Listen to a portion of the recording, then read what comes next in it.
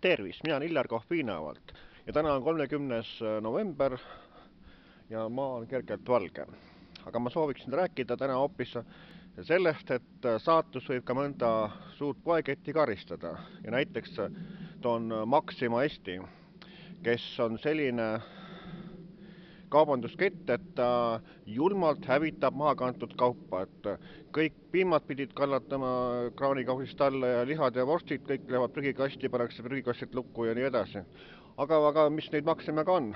Jõulude aeg on Maxima avatud lühendatud tööaeg, 1. jaanuar on üldse suletud, nii et saatus karistab, et küllap varsti on nii, et Maxima poeketid peavad Eestis üldse poed kinni ja läheb pankrotti, kui nemad käituvad rahvaga niimoodi, et toimetulekuraskustega inimestele nemad jälle mahakantud toitu ei anneta ja ära hävitavad, siis nad lähevad omadega ka pankrotti, nii et ja nii ongi tore, et see ongi karistus selle eest, nii ütleb mina Illar Kohvinavalt.